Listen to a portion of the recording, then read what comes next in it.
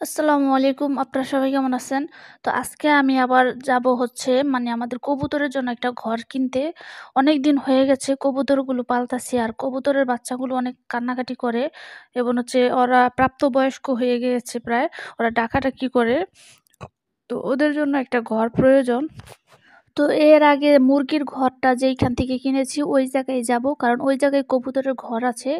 আমি যখন মুরগির ঘর কিনেছিলাম তখন দেখছিলাম যে ইচ্ছা ছিল যে কবুতর যখন পালবো তখন এখান থেকে ঘর নিবো।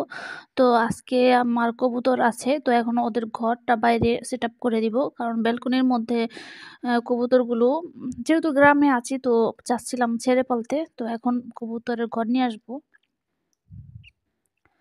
তো ফাইনালি শেষ পর্যন্ত দেখেন ঘরটা নিয়ে আসলাম। এবার এখানে রাখছি। তো ঘরটা অনেক ধুলাবালি ছিল। তো ১ম এ এনে ঘরটাকে একদম গোসল করাই দিছি পানি দিয়ে। তো এই যে পুরা চাল একদম ধুলাবালি দিয়া ছিল। গাড়ির ওইখানে সবসময় গাড়ি চলাচল করে। তো যার কারণে ধুলা দিয়া হয়েছিল। তো এই যে দেখেন ঘরটা হয়েছে এরকম। তো ঘরটা আমার সেটআপ করতে হবে যেই জায়গাটায় রাখবো আর ঘরের সাথে, সাথে কিন্তু আমি আরেকটা খাঁচা নিয়ে আসছি। মুরগির বাচ্চা যখন ফুটবে তখন ওই খাঁচার মধ্যে বাঁধতে পারবো। ওই যে দেখেন ঘরটার রুম হচ্ছে ৬ টা। তো এই যে হচ্ছে খাঁচাটা। খাঁচাটা আমি একটু পোক্ত দেখে কিনেছি। একটু দাম বেশি হলেও ভাবছি যে পোক্ত হলে জিনিসটা ভালো হয়। আর এই যে দেখেন আমাদের এই যে এই মুরগিটা খয়েরি সাদার মধ্যে যে মুরগিটা এটা কুচে এসে পড়ছে। আজকে ২ দিন কালকেও ডিম পাড়ে নাই, আজকেও ডিম পাড়ে নাই। তো কুচে পুরাপুরি চলে আসছে। এখন ও শুধু বসে থাকে। তো ওর জন্য দেখি ফার্মি মুরগির ডিম আনা যায় কিনা। তো আমি চেষ্টা করতেছি ফার্মি মুরগির ডিম এনে ওকে দিব। ওই ফুটাবে।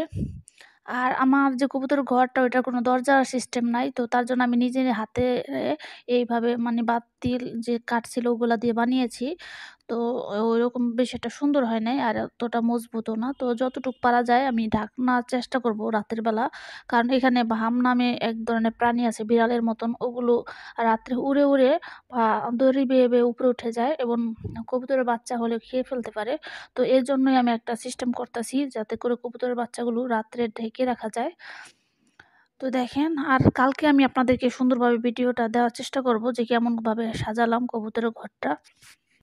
তো ভিডিওতে শিহাব ভাই কমেন্ট করেছেন যে তার নামটি উল্লেখ করতে। তো শিহাব ভাইকে জানাচ্ছি অসংখ্য ধন্যবাদ। তো শিহাব ভাই আপনি আমার ভিডিওটি বেশি, বেশি দেখবেন এবং অন্যকে দেখার জন্য শেয়ার করে দিবেন।